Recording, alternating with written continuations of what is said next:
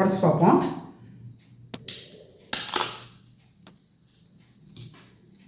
சூப்பராக இருக்குது நல்லா. இப்போ இந்த சாப்பிட்டு பார்க்குறேன்.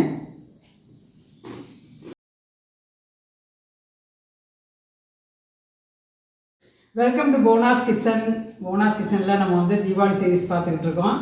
அந்த வகையில் இப்போ நம்ம வந்து இன்னொரு முறுக்கு வெரைட்டி தான் பார்க்க போகிறோம். ஏற்கனவே நம்ம வந்து செட்டிநாடு தேன்குழல் முறுக்கு போட்டோம். சூப்பராக போயிட்டுருக்குது. எல்லோரும் நல்லா பார்த்துட்ருக்கீங்க. இப்போ அந்த அளவுக்கு நம்ம சிரமப்படாமல் இப்போ வேலைக்கு போகிறவங்களும் சரி, பிகினர்ஸும் சரி, இதை எப்படி செய்யலாம். இப்போ மழை பெய்யுது, காய போட்டெல்லாம் நம்மளால எடுக்க முடியாது, மிஷினுக்கும் போக முடியாது, மிஷினுக்கு போக நமக்கு டைம் இல்லை. ஆனால் நம்ம சூப்பராக நம்ம பாரம்பரிய முறையில் அதே டேஸ்ட்டில் நம்ம முறுக்கை நம்ம செய்து பார்க்கறதுக்கு என்ன செய்யலாம் அப்படிங்கிறத நம்ம இந்த வீடியோவில் பார்க்க போகிறோம். சிம்பிளாக வீட்டில் இருக்கிறத வச்சு நம்ம பண்ண போகிறோம். அதுக்கு நான் வந்து உளுந்தம்பருப்பு எடுத்துருக்கிறேன். நம்ம எந்த கப்பில் மெஷர் பண்ணுறோமோ அதே கப்பை தான் நம்ம மாவுக்கும் நம்ம யூஸ் பண்ண போகிறோம். இப்போ நம்ம இந்த உளுந்தம்பருப்பை வந்து நான் வந்து வறுத்துட்டு ஊற வச்சுட்டு அரைச்சிட்டு பண்ண போகிறேன். இதுக்கு நம்ம வந்து நீங்கள் கடை பச்சரிசி மாவு எடுத்துக்கிட்டாலும் சரி, அல்லது வீட்டில் உள்ள பச்சரிசி மாவு எடுத்துக்கிட்டாலும் சரி, எது எடுத்துக்கிட்டாலும் சரி, நமக்கு வந்து டேஸ்ட் ரொம்ப ரொம்ப முக்கியம். அதே பாரம்பரிய சுவையில் அதே டேஸ்ட்டை நம்ம வந்து இப்போ செய்ய போகிறோம். அப்புறம் வந்து இதே இன்னொரு மெத்தட்லேயும் செய்யலாம். இதை வந்து நம்ம ஊற வச்சுட்டும் வேக வச்சுட்டும் பண்ணலாம்.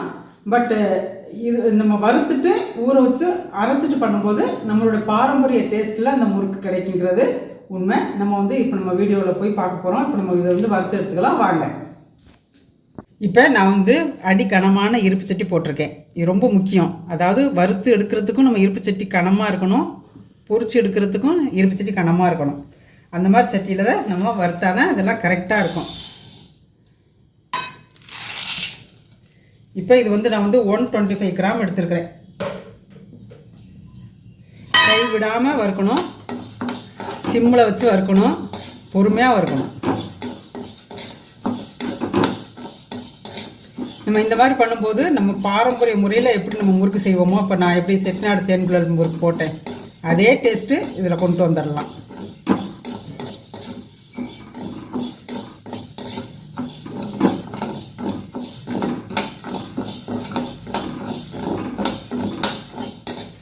சிம்பிளாக நம்ம வீட்டில் இருக்கிறத வச்சு நம்ம பண்ணுறதுக்கு உண்டான இதை இப்போ நம்ம பண்ணிக்கிட்டுருக்கோம்.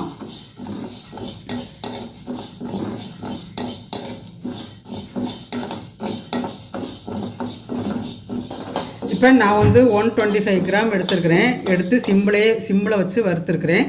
இது வந்து நான் கிட்டத்தட்ட வறுக்கிறதுக்கு எனக்கு வந்து 10 நிமிஷம் ஆச்சு. இப்போ வாசனை வந்துருச்சு. இப்போ இதோடு நம்ம எடுத்துக்குவோம். நான் வந்து இப்போ ஸ்டவ் ஆஃப் பண்ணிடுறேன். இப்போ அந்த சூட்லேயே ஒரு 2 நிமிஷம் வறுத்துக்கிறேன் நான். இப்போ எல்லாமே ஈவனாக நான் வறுத்துருக்கிறேன். நான் ஒன்று கூட ஒன்று டார்க்காகவோ அல்லது ஒன்று ஒயிட்டாகவோ அப்படி இல்லை, எல்லாமே நான் ஈவனாக வறுத்துருக்கிறேன் நான். இப்போ இந்த இது போதும், வாசனை வருது. இப்போ நம்ம இதை வந்து கழுவிட்டு ஊற வச்சிடலாம். 1 ஹவர் ஊற வைக்கணும். நான் ஊற வச்சுட்டு காமிக்கிறேன் நான். இப்போ நான் வந்து இதை சுடுது கழுவி நல்லா ஒரு வாட்டி மட்டும் கழுவினா போதும். ஏன்னா ரொம்ப கழுவக்கூடாது, அப்புறம் அதில் உள்ள பிசு தன்மை போயிடும். அதனால் நான் இப்போ வந்து அந்த ஒரு வாட்டி கழுவிட்டு ஊற்றிட்டு வேறு தண்ணி ஊற வச்சு நம்ம கிரைண்டரில் போட்டு அரைக்க போகிறோம். 1 ஹவர் கழித்து பார்ப்போம். ஓகே, இப்போ இது வந்து இந்த உளுந்தம்பருப்பு 1 மணி நேரம் ஊறிடுச்சு. இப்போ நான் வந்து கிரைண்டரில் போட்டுக்கிறேன். நீங்கள் வந்து மிக்சியில் போட முடியும் அப்படின்னாக்கா போட்டுக்குங்க. என்னுடைய மிக்சி வந்து தண்ணி ஊற்றினா தான் நல்லா நிறைய தண்ணி விட்டு அரைச்சா தான் நைஸாக அரைச்சி கொடுக்கும். அதனால் நான் கிரைண்டர்லேயே போட்டுக்கிறேன். எனக்கு மாவு அரைக்கிற வேலை இருக்கிறதுனால நான் இதிலே போட்டு நான் அரைச்சிக்கிறேன். இப்போ நம்ம வந்து இட்லிக்கு நம்ம வந்து உளுந்த மாவை எப்படி அரைக்கிறோமோ அதே பக்குவத்தில் நம்ம அரைச்சிக்கணும்.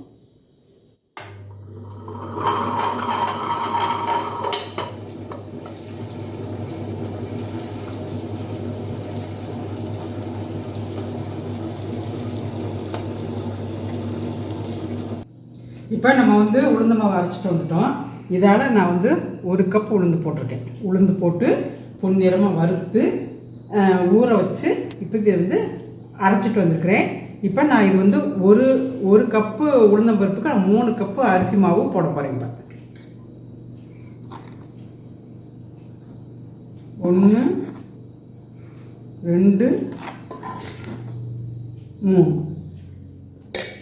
போட்டுக்கிறேன். இப்போ இதுக்கு வந்து உப்பு போட்டுக்கிறேன்.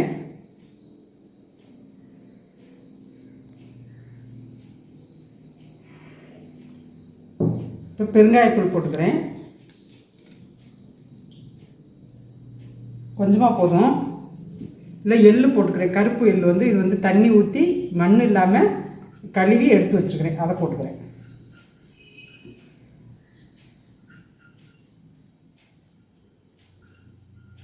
இப்போ இதில் கொஞ்சம் லைட்டாக உருக்குனா வெண்ணெய் போட்டுருக்கேன்.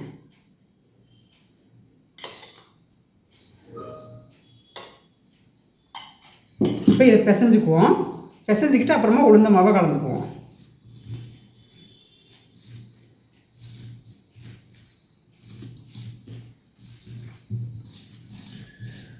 நம்ம வந்து உளுந்து அரைக்கும்போது ஒரு உளுந்தம்பருப்பு கூட அரைப்படாமல் இருக்கக்கூடாது, எல்லாமே அரைப்பட்டுருக்கணும். அதுதான் அதை கொஞ்சம் கவனமாக அரைக்கணும் நம்ம. ஏன்னா உளுந்தம்பருப்பு எங்கேயாவது நின்றுச்சு அப்படின்னாக்க, கிரைண்டரில் அரைப்படாமல் நின்றுச்சு அப்படின்னாக்க வெடிக்கிறதுக்கு வாய்ப்பு இருக்குது. அதை மட்டும் கவனமாக அரைச்சி எடுத்துக்கோங்க.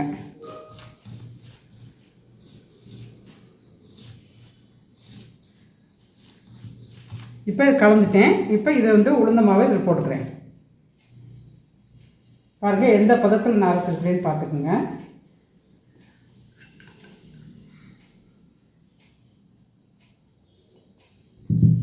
இப்போ நம்ம இதை பிசைஞ்சுக்குவோம்.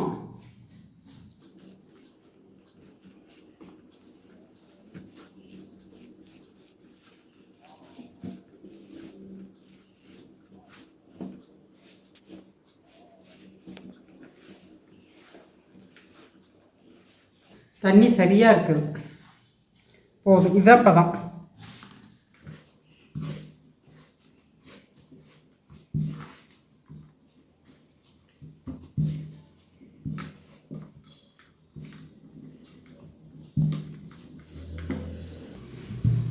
நல்லா உளுந்த மாவும் அரிசி மாவும் ஒன்றா மிக்ஸ் ஆகிற மாதிரி நல்லா கலந்து விட்டுருங்க. எங்கேயாவது அரிசி மாவு தனியாக கட்டியாக நின்றுடக்கூடாது.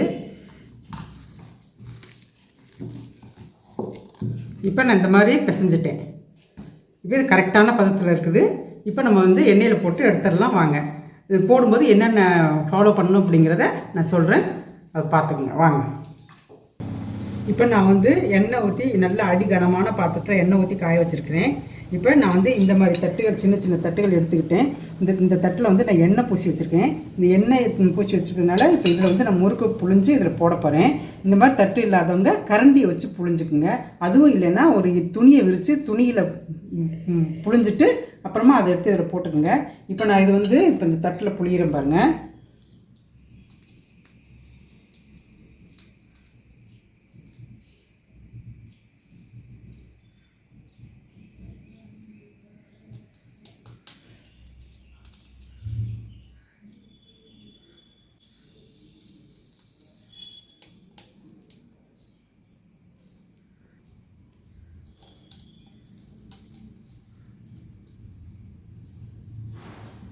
இப்போ நம்ம இதை வந்து எண்ணெயில் போட்டுடலாம்.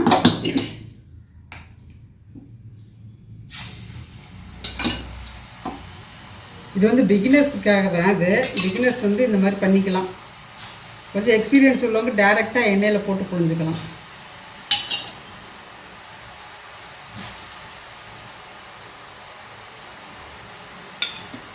இப்போ வந்து நான் போட்டுட்டேன். இப்போ போட்டதும் உடனே நம்ம கரண்டி போடக்கூடாது. அந்த 2 மினிட்ஸ் ஆகட்டும். மீடியமான ஃப்ளேமில் தான் எரியணும். அதாவது ஹையில் இருக்கக்கூடாது. ஃப்ளேம் வந்து ஹையில் இருக்கக்கூடாது. மீடியமான ஃப்ளேமில் தான் நம்ம போட்டு எடுக்கணும்.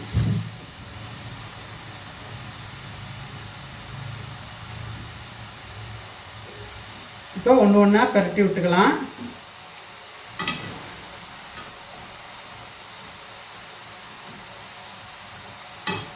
அப்பப்போ இப்படி சுற்றி சுற்றி விட்டு வேக விடணும்.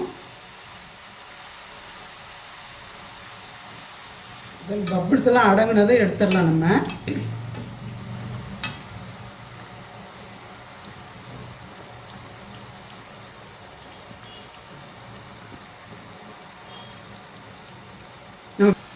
நம்ம பெருசாகவும் சுற்றிக்கலாம், இந்த அளவுக்கு மீடியம் சைஸாகவும் போட்டுக்கலாம்.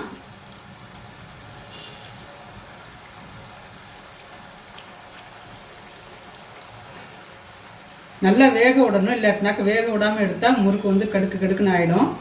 நல்லா வேகட்டும்.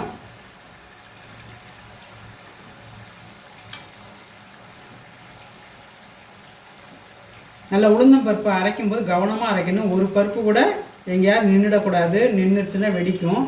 கவனமாக தள்ளி தள்ளி விட்டு அரைக்கணும். நம்ம இந்த மாதிரி உளுந்தம்பருப்பை வந்து வறுத்து ஊற வச்சு அரைக்கிறது மூலமாக நமக்கு அந்த பழைய பாரம்பரிய முறைப்படி அந்த டேஸ்ட்டு நமக்கு அப்படியே கிடைக்கும்.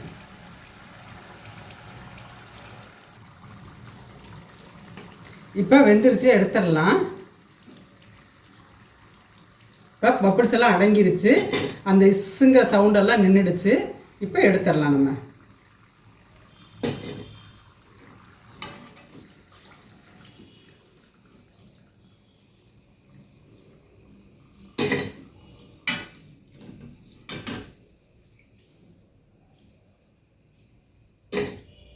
இப்போ நம்ம அடுத்த செட்டு போட்டுடலாம். இந்த ஒரு செட்டு வந்துட்டு இருக்கும்போதே அடுத்த செட்டு இந்த மாதிரி ரெடி பண்ணி வச்சிட்டிங்கன்னா ஈஸியாக எடுத்து போட்டுடலாம். நம்ம ஒரு ஈடுக்கு எத்தனை முறுக்கு போட முடியும் அப்படிங்கிறத பார்த்து வச்சுக்கோங்க. அதுக்கு தகுந்த மாதிரி கரண்டி ரெடி பண்ணி வச்சுக்கோங்க.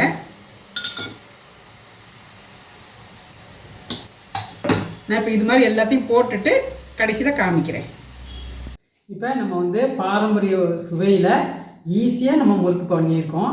வேலைக்கு போகிறவங்களுக்கும் சரி, பிகினர்ஸும் சரி, கஷ்டப்படாமல் செய்யலாம் அப்படிங்கிறத இப்போ நான் செஞ்சு காமிச்சிருக்கிறேன். நம்ம வந்து இதுக்கு பச்சரிசி மாவு வந்து வீட்டில் உள்ள அரிசி மாவாக இருந்தாலும் சரி, இல்லை கடையில் வாங்கின அரிசி மாவாக இருந்தாலும் சரி, நம்ம இதில் பண்ணிக்கலாமா, ஈஸியாக பண்ணிக்கலாம். ரெண்டாவது, இதில் வந்து முறுக்கு வந்து வெள்ளையாக வரணும் அப்படிங்கிறதுக்காக வேகாமலாம் எடுத்து விடாதீங்க. அப்புறம் சாப்பிட ரொம்ப கஷ்டமாக இருக்கும். நல்லா வேக விட்டு எடுங்க. டேஸ்ட் பயங்கரமாக நல்லா இருக்கும், சூப்பராக இருக்கும். அப்புறம் வந்து இந்த பெருங்காயம் யூஸ் பண்ணும்போது பெருங்காய தூள் யூஸ் பண்ணுறத விட கட்டி பெருங்காயத்தை வாங்கி தண்ணியில் ஊற வச்சு அதை கலந்துக்குங்க. பெருங்காய பவுடரை யூஸ் பண்ணும்போது செவக்கிறதுக்கு வாய்ப்பு இருக்குது. ஏன்னா பெருங்காய பவுடர் வந்து கோதுமை மாவில் தான் பெருங்காயத்தை கலந்து விற்பாங்க. ஸோ கோதுமை மாவு அது கொஞ்சம் மிக்ஸ் ஆகிருக்கனால செவக்கிறதுக்கு வாய்ப்பு இருக்குது. ரெண்டாவது, ஃப்ரெஷ் ஆயிலில் முறுக்கு பண்ணுங்கள். அது முறுக்கு நல்லா வெள்ளையாக கொடுக்கறதுக்கு நமக்கு ஹெல்ப் பண்ணும். இப்போ நம்ம வந்து இதை உடச்சி பார்ப்போம்.